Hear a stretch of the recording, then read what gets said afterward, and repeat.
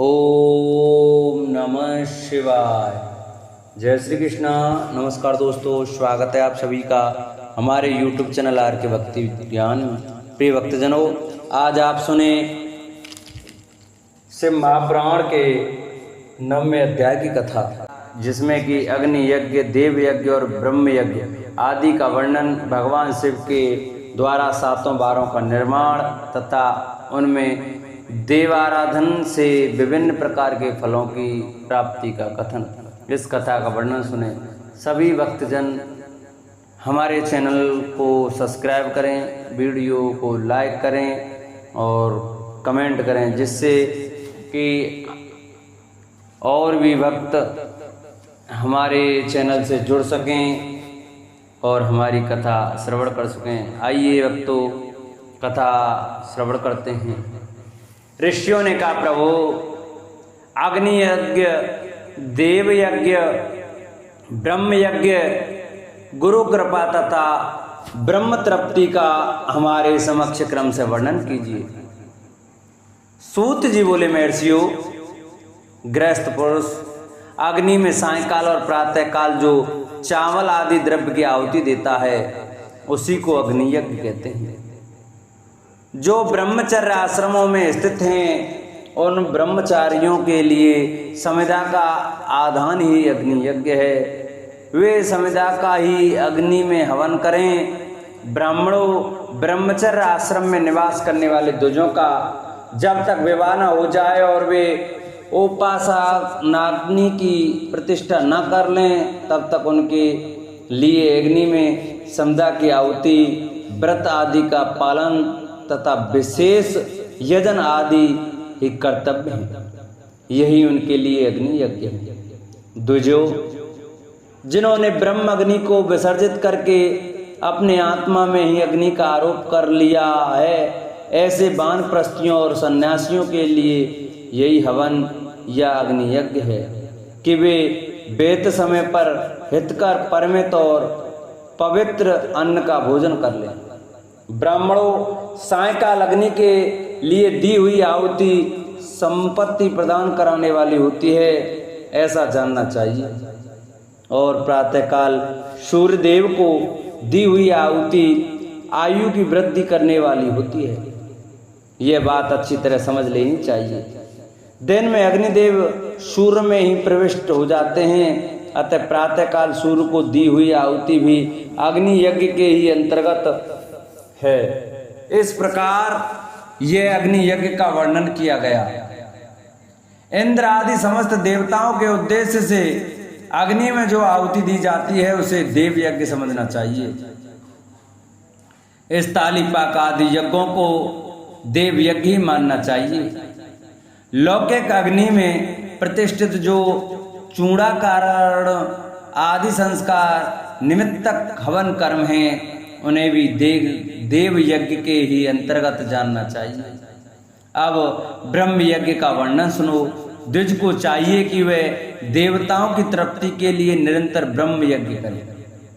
वेदों का जो नित्य अध्ययन या स्वाध्याय होता है, उसी को ब्रह्म यज्ञ कहा गया है।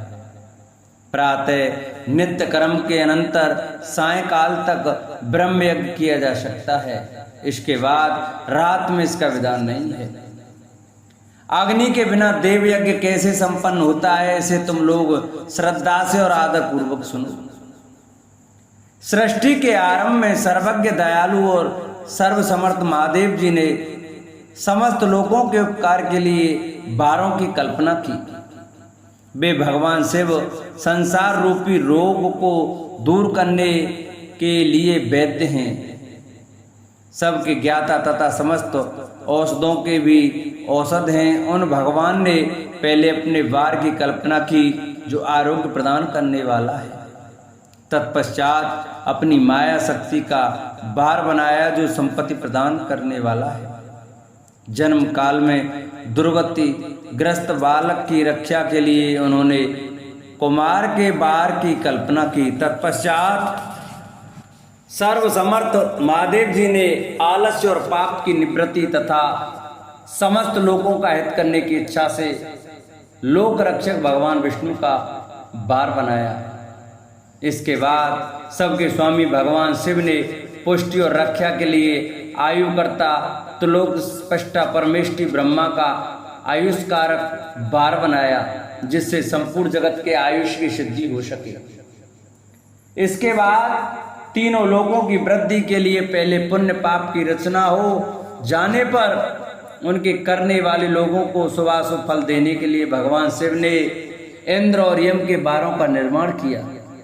ये दोनों बार क्रम से भोग देने वाले तथा लोगों के मृत्यु व्यय को दूर करने वाले हैं। इसके बाद सूर्य आदि 7 ग्रहों को जो अपने ही स्वरूप भूत तथा प्राणियों के लिए सुख दुख के सूचक हैं, भगवान शिव ने प्रयुक्त 7 बारों का स्वामी निश्चित किया। वे सब के सब ग्रह नक्षत्रों के ज्योतिर्मय मंडल में प्रतिष्ठित हैं।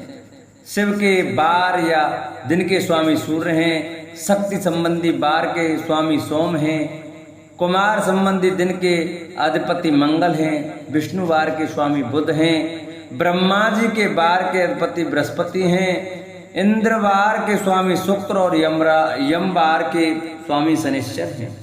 अपने अपने बार में की हुई उन देवताओं की पूजा उनके अपने अपने फल को देने वाली है। सूर्य आरोग्य के और चंद्रमा संपत्ति के दाता हैं, मंगल व्याधियों का निवारण करते हैं, बुध पुष्टि देते हैं, बृहस्पति आयु की वृद्धि करते हैं, शुक्र भोग देते हैं और शनिश्चर मृत्यु का निवारण करते हैं। ये 7 बारों के क्रम से फल बताए गए हैं जो उन देवताओं की प्रीति से प्राप्त होते हैं। अन्य देवताओं की भी पूजा का फल देने वाले भगवान शिव ही हैं। देवताओं की प्रसन्नता के लिए पूजा की 5 प्रकार की ही पद्धति बनाई गई। उन देवताओं के मंत्रों का जप यह पहला प्रकार है, उनके लिए होम करना दूसरा, दान करना तीसरा तथा तप करना चौथा प्रकार है। किसी वेदी पर प्रतिमा में, अग्नि में अथवा ब्राह्मण के शरीर में आराध्य देवता की भावना करके 16 उपचारों से उनकी पूजा या आराधना करना 5वां प्रकार है। इनमें पूजा के उत्तरोत्तर आधार श्रेष्ठ हैं। पूर्व के अभाव में उत्तरोत्तर आधार का अवलंबन करना चाहिए। दोनों नेत्रों तथा मस्तक के रोग में और कुष्ठ रोग की शांति के लिए भगवान सूर्य की पूजा करके ब्राह्मणों को भोजन कराएं। तदंतर 1 दिन, 1 मास, 1 वर्ष अथवा 3 वर्ष तक लगातार ऐसा साधन करना चाहिए। इससे यदि प्रबल प्रारब्ध का निर्माण हो जाए तो रोग एवं जरा आदि रोगों का नाश हो जाता है। इष्ट देव के नाम मंत्रों का जप आदि साधन बार आदि के अनुसार फल देते हैं। रविवार को सूर्य देव के लिए, अन्य देवताओं के लिए तथा ब्राह्मणों के लिए विशिष्ट वस्तु अर्पित करें। यह साधन विशिष्ट फल देने वाला होता है तथा इसके द्वारा विशेष रूप से पापों की शांति होती है। सोमवार को विद्वान पुरुष संपत्ति की प्राप्ति के लिए लक्ष्मी आदि की पूजा करें तथा सपत्नीक ब्राह्मणों को घृतपक्व अन्न का भोजन कराएं। मंगलवार को रोगों की शांति के लिए काली आदि की पूजा करें तथा उड़द, मूंग एवं अरहर की दाल आदि से युक्त अन्न ब्राह्मणों को भोजन कराएं।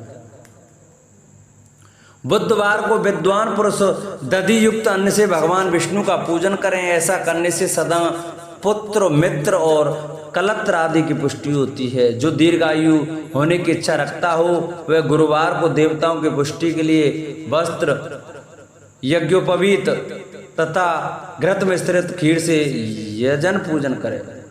भोगों की प्राप्ति के लिए शुक्रवार को एकाग्रचित होकर देवताओं का पूजन करे और ब्राह्मणों की तृप्ति के लिए षड्रस युक्त अन्न दे। इसी प्रकार स्त्रियों की प्रसन्नता के लिए सुंदर वस्त्र आदि का विधान करे। शनिश्चर अपमृत्यु का निवारण करने वाला है। उस दिन बुद्धिमान पुरुष रुद्र आदि की पूजा करे। तिल के होम से, दान से देवताओं को संतुष्ट करके ब्राह्मणों की तिल मिश्रित अन्न भोजन कराए। जो इस तरह देवताओं की पूजा करेगा वह आरोग्य आदि फल का भागी होगा। देवताओं के नित्य पूजन, विशेष पूजन, स्नान, दान, जप, होम तथा ब्राह्मण तर्पण आदि में एवं रवि आदि बारों में विशेष तिथि और नक्षत्रों का योग प्राप्त होने पर विभिन्न देवताओं के पूजन में सर्वज्ञ जगदीश्वर भगवान शिव ही उन देवताओं के रूप में पूजित हों। सब लोगों को आरोग्य आदि फल प्रदान करते हैं। देश काल पात्र द्रव्य श्रद्धा एवं लोक के अनुसार उनके तारतम्य क्रम का ध्यान रखते हुए महादेव जी की आराधना करने वाले लोगों को आरोग्य आदि फल देते हैं।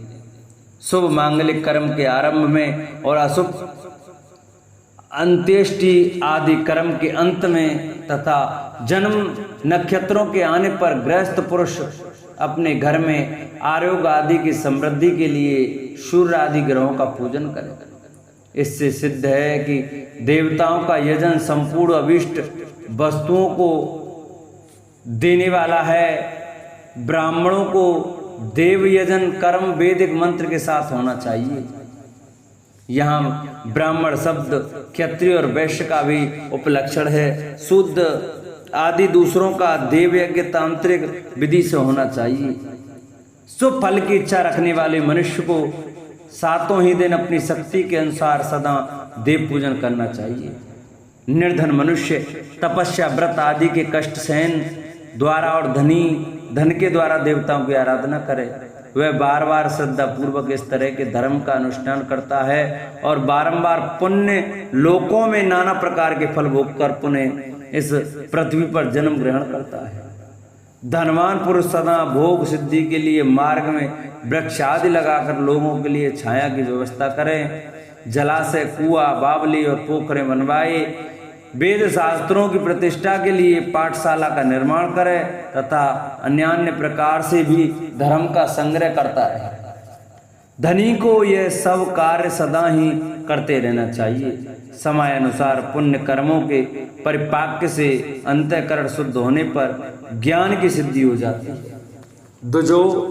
जो इस अध्याय को सुनता पढ़ता अथवा सुनने की व्यवस्था करता है उसे देव यज्ञ का फल प्राप्त होता है। बोलो शंकर भगवान की जय। अब सुने देश काल पात्र और दान आदि का विचार। ऋषियों ने कहा, समस्त पदार्थों के ज्ञाताओं में श्रेष्ठ सूत जी, अब आप क्रम से देश काल आदि का वर्णन करें। सूत जी बोले, महर्षियों, देव यज्ञ आदि कर्मों में अपना शुद्ध ग्रह समान फल देने वाला होता है। अर्थात अपने घर में किए हुए देव यज्ञ आदि शास्त्रोक्त फल को सम मात्रा में देने वाले होते हैं। गौशाला का स्थान घर की अपेक्षा 10 गुना फल देता है। जलाशय का तट उससे भी 10 गुना महत्व रखता है तथा वहां बेल तुलसी एवं पीपल वृक्ष का मूल निकट हो, वह स्थान जलाशय के तट से भी 10 गुना फल देने वाला होता है। देवालय को उससे भी 10 गुने महत्व का स्थान जानना चाहिए। देवालय से भी 10 गुना महत्व रखता है तीर्थ भूमि का तट। उससे 10 गुना श्रेष्ठ है नदी का किनारा। उससे 10 गुना उत्कृष्ट है तीर्थ नदी का तट और उससे भी 10 गुना महत्व रखता है सप्त गंगा नामक नदियों का तीर्थ। गंगा, गोदावरी, कावेरी, ताम्रपर्णी, सिंधु, सरयू और नर्मदा, इन 7 नदियों को सप्त गंगा कहा गया है। समुद्र के तट का स्थान इनसे भी 10 गुना पवित्र माना गया है।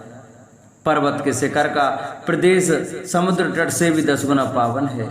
सबसे अधिक महत्व का वह स्थान जानना चाहिए जहां मन लग जाए। यहाँ तक देश काल का वर्णन हुआ। अब काल का तारतम्य बताया जाता है। सतयुग में यज्ञ दान आदि कर्म पूर्ण फल देने वाले होते हैं, ऐसा जानना चाहिए। त्रेता में उसका 3/4 फल मिलता है। द्वापर में सदा आधे ही फल की प्राप्ति कही गई है। कलयुग में 1/4 ही फल की प्राप्ति समझनी चाहिए और आधा कलयुग बीतने पर उस 1/4 फल में से भी 1/4 कम हो जाता है। शुद्ध अंतःकरण वाले पुरुष को शुद्ध एवं पवित्र दिन समफल देने वाला होता है।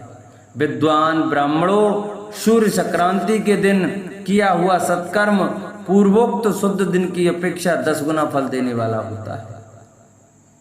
यह जानना चाहिए उससे भी 10 गुना महत्व उस कर्म का है जो विशुभ नामक योग से किया जाता है। दक्षिणायन आरंभ होने के दिन अर्थात कर्क की संक्रांति में किए हुए पुण्य कर्म का महत्व विषुव से भी 10 गुना माना गया है।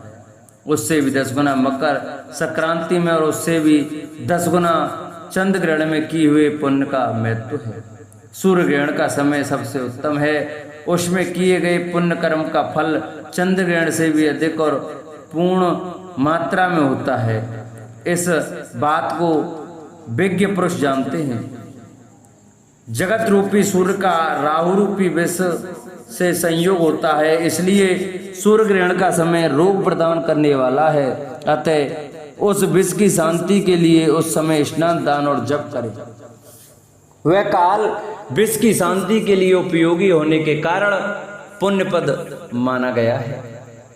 जन्म नक्षत्र के दिन तथा व्रत की पूर्ति के दिन का समय सूर्य ग्रहण के समान ही समझा जाता है, परंतु महापुरुषों के संग का काल करोड़ों सूर्य ग्रहण के समान पावन है। ऐसा ज्ञानी पुरुष जानते मानते हैं। तपोनिष्ठ योगी और ज्ञाननिष्ठ यति ये पूजा के पात्र हैं, क्योंकि ये पापों के नाश में कारण होते हैं। जिसने 24 लाख गायत्री का जप कर लिया हो वह ब्राह्मण भी पूजा का उत्तम पात्र है। वह संपूर्ण फलों और भोगों को देने में समर्थ है। जो पतन से त्राण करता अर्थात नरक में गिरने से बचाता है, उसके लिए इसी गुण के कारण शास्त्र में पात्र शब्द का प्रयोग होता है। वह दाता का पातक से त्राण करने के कारण पात्र कहलाता है। गायत्री अपने गायक का पतन से त्राण करती है, इसीलिए वह गायत्री कहलाती है। जैसे इस लोक में जो धनहीन है वह दूसरे को धन नहीं देता, जो यहाँ धनवान है वही दूसरे को धन दे सकता है, उसी तरह जो स्वयं शुद्ध और पवित्र आत्मा है वही दूसरे मनुष्य का त्राण या उद्धार कर सकता है। जो गायत्री का जप करके शुद्ध हो गया है वही शुद्ध ब्राह्मण कहलाता है। इसलिए दान जप होम और पूजा सभी कर्मों के लिए वही शुद्ध पात्र है। सब ब्राह्मण ही दान तथा रक्षा करने की पात्रता रखता है। स्त्री हो या पुरुष, जो भी भूखा हो वही अन्नदान का पात्र है। जिसको जिस वस्तु की इच्छा हो उसे वह वस्तु बिना मांगे ही दे दी जाए तो दाता को उस दान का पूरा फल प्राप्त होता है। ऐसी महर्षियों की मान्यता है। जो सवाल या याचना करने के बाद दिया गया हो वह दान आधा भी फल देने वाला बताया गया है। अपने सेवक को दिया हुआ दान 1/4 फल देने वाला होता है। विप्रवरो, जो जाति मात्र से ब्राह्मण है और दीनता पूर्ण वृत्ति से जीवन बिताता है, उसे दिया हुआ धन का दान दाता को इस भूतल पर इस वर्षों तक भोग प्रदान करने वाला होता है।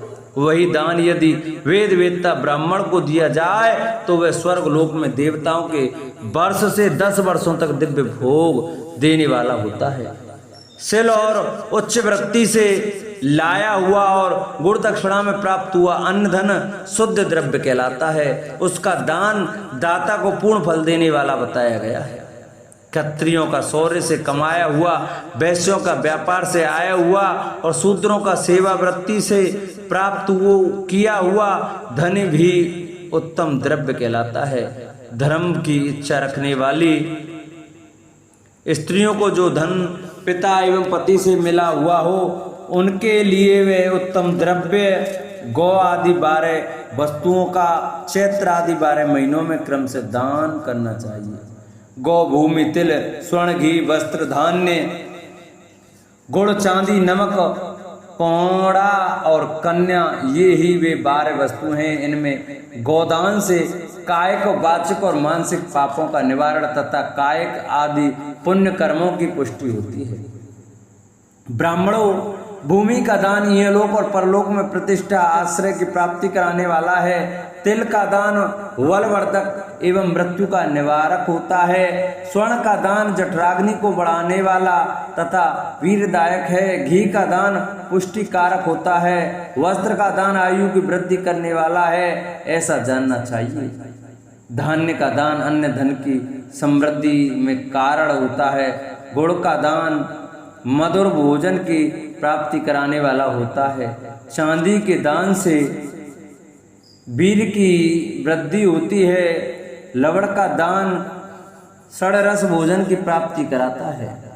सब प्रकार का दान सारी समृद्धि की सिद्धि के लिए होता है। विज्ञ पुरुष कुसमांड के दान को पुष्टिदायक मानते हैं। कन्या का दान आजीवन भोग देने वाला कहा गया है। ब्राह्मणों व लोक और परलोक में भी संपूर्ण भोगों की प्राप्ति कराने वाला है। विद्वान पुरुष को चाहिए कि जिन वस्तुओं से श्रवण आदि इंद्रियों की तृप्ति होती है उनका सदा दान करे। श्रोत्र आदि 10 इंद्रियों के जो शब्द आदि 10 विषय हैं उनका दान किया जाए तो भी वे भोग की प्राप्ति कराते हैं तथा दिशा आदि इंद्रिय देवताओं को संतुष्ट करते हैं। वेद और शास्त्र को गुरुमुख से ग्रहण करके गुरु के उपदेश से अथवा स्वयं भी बोध प्राप्त करने के पश्चात जो बुद्धि का यह निश्चय होता है कि कर्मों का फल अवश्य मिलता है, इसी को उच्च कोटि की आस्तिकता कहते हैं। भाई बंधु अथवा राजा के वैसे जो आस्तिकता बुद्धि या श्रद्धा होती है वह कनिष्ठ श्रेणी की आस्तिकता है जो सर्वथा दरिद्र है। इसलिए जिसके पास अभी वस्तुओं का अभाव है वह वाणी अथवा कर्म शरीर द्वारा यजन करे। मंत्र स्तोत्र और जाप आदि को वाणी द्वारा किया गया यजन समझना चाहिए तथा तीर्थ यात्रा और व्रत आदि को विद्वान पुरुष शारीरिक यजन मानते हैं। जिस किसी भी उपाय से थोड़ा हो या बहुत देवतार्पण बुद्धि से जो कुछ भी दिया अथवा किया जाए वह दान या सत्कर्म भोगों की प्राप्ति कराने में समर्थ होता है। तपस्या और दान ये 2 कर्म मनुष्य को सदा करने चाहिए तथा ऐसे ग्रह का दान करना चाहिए जो अपने वर्ण चमक दमक या सफाई और गुण सुख सुविधा से सुशोभित हो। बुद्धिमान पुरुष देवताओं की तृप्ति के लिए जो कुछ देते हैं वे अतिशय मात्रा में और सब प्रकार के भोग प्रदान कराने वाला होता है। उस दान से विद्वान पुरुष इहलोक और परलोक में उत्तम जन्म और सदा सुलभ होने वाला भोग पाता है। ईश्वरार्पण बुद्धि से यज्ञ दान आदि कर्म करके मनुष्य मोक्ष फल का भागी होता है। पुरुष महापुराण की जय। जिन भक्तों को हमारी ये महापुराण की कथा अच्छी लगी हो, वीडियो अच्छी लगी हो, वो हमारी वीडियो को ज़्यादा से ज़्यादा शेयर करें। जिन्होंने चैनल को सब्सक्राइब नहीं किया वो चैनल को सब्सक्राइब करें, वीडियो को लाइक करें और कमेंट में ओम नमः शिवाय अवश्य लिखें।